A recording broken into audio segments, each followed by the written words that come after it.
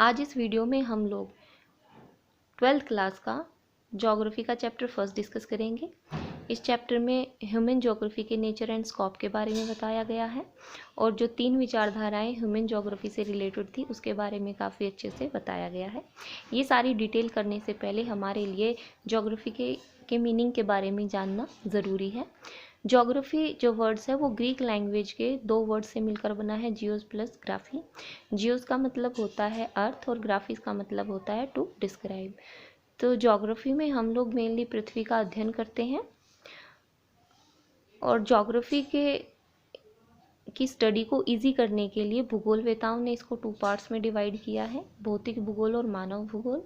भौतिक भूगोल में हम लोग पृथ्वी पर मिलने वाले पर्वत, नदी, पठार, मैदान, महासागर, महाद्वीप आदि का अध्ययन करते हैं, जबकि मानव भूगोल में हम सिर्फ मानव से रिलेटेड जो क्रियाएं हैं उनके बारे में अध्ययन करते हैं, जैसे कृषि है, मानव जनसंख्या घनत्व, नगर, गांव, परिवहन और मानव बस्ती।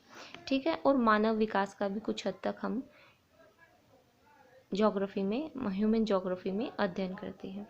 यहाँ पर जो ज्योग्राफी थी इसके बारे में बहुत ज़्यादा हमारे एक भूगोलवेता रहे हैं, इरेटाथेनीज। उन्होंने बहुत ज़्यादा स्टडी की और इसलिए इनको भूगोल का पिता कहा जाता है।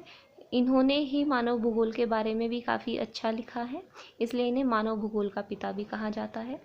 यहाँ मानव भूगोल की जो डेफिनेशन है उसके बारे में बताया गया है कि जो मानव भूगोल है वो अस्थिर पृथ्वी, मतलब डायनामिक, घूमती रहने वाली पृथ्वी या हमेशा क्रियाशील रहने वाली पृथ्वी, और क्रियाशील मानव, क्योंकि मानव भी हमेशा क्रियाशील रहता है, हमेशा अपने विकास के लिए सोचता रहता है और विकास के लिए कुछ ना कुछ कार्य करता रहता है, अध्ययन करता रहता है और कुछ इन्वेंशन नए करता रहता है।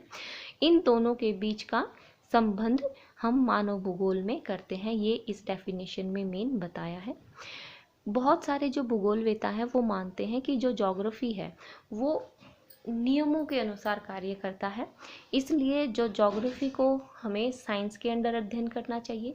लेकिन कुछ जो भूगोलवेता हैं वो मानते हैं कि जो ज्योग्राफी सब्जेक्ट है इसको साइंस में नहीं बल्कि आर्ट्स में लेना चाहिए, क्योंकि ये मानव भूगोल के या फिर सामाजिक अध्ययन के बहुत ज़्यादा नियर है, क्योंकि हम ह्यूमन ही तो मेन है जो इस सब्जेक्ट को पढ़ते हैं और इसमें जो इसमें नियम वगैरह हैं वो कुछ कंडीशन में तो लागू हो जाते हैं लेकिन कुछ कंडीशन में लागू नहीं होते, इसलिए ये जो ज़्यादा नियर है वो आर्ट्स के है, इसलिए इसका जो अध्ययन है वो आर्ट्स सब्जेक्ट में किया जाता है।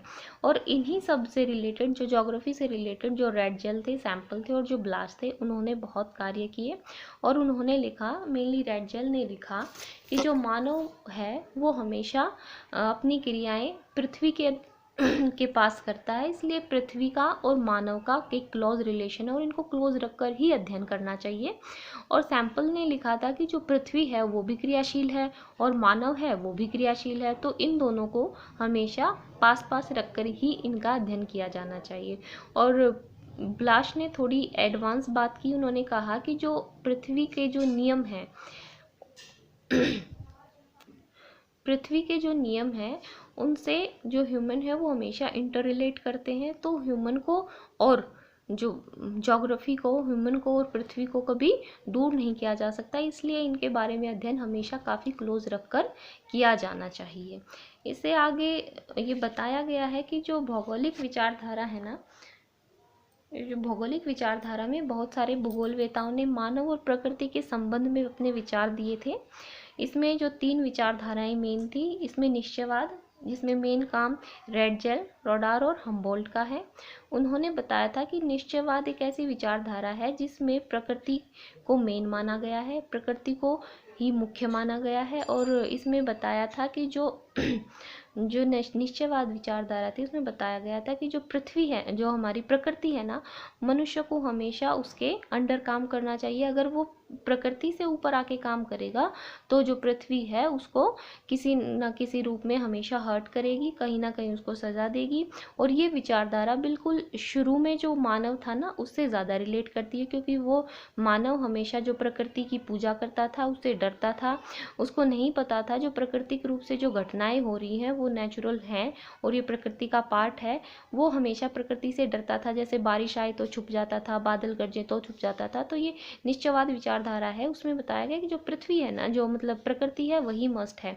इसको अगर हम लोग ज़्यादा दोहन करेंगे तो ये अपना विनाशकारी रूप दिखाएगी। संभववाद में कहा था कि जो प्रकृति तो गौण है और मानव इसमें मुख्य है, तो मानव को अपना विकास करने के लिए प्रकृति का हर प्रकार से यूज़ करना चाहिए और जो मानव है वो हमेशा अपने विकास के लिए तत्पर रहता है। मानव ने प्रकृति के विरुद्ध जाकर ही, हम कहेंगे कि चांद पर जाकर अपने अध्ययन किए हैं, वहाँ पर अपनी सैटेलाइट छोड़ी है, मंगल पे जाके, मंगल ग्रह पर जाकर कार्य किए। तो ये सब प्रकृति के विरुद्ध एक तरह से कार्य माने जाते हैं और ये संभववाद में बताया गया है कि जो मनुष्य है वो मेन है, वो मुख्य है। यहाँ प्रकृति को सिर्फ एक उस मनुष्य के विकास का एक जरिया माना गया है और वो करना ठीक है कि मानव ही मुख्य है और वो प्रकृति का यूज करेगा। इन दोनों विचारधाराओं का समन्वित रूप नव निश्चयवाद विचारधारा में था। यहाँ संभववाद जो विचारधारा थी उसके बारे में विडाल डी लाप्लास ने मेन बात की थी, वो ये इनके मुख्य समर्थक थे और इस विचारधारा के एक तरह से कहें तो वे जनक थे। नवनिश्चयवाद जो विचारधारा थी वो गिफिन टेलर ने दी थी और ये जो विचारधारा है मुख्यतः धारणीय विकास पर बात करती है।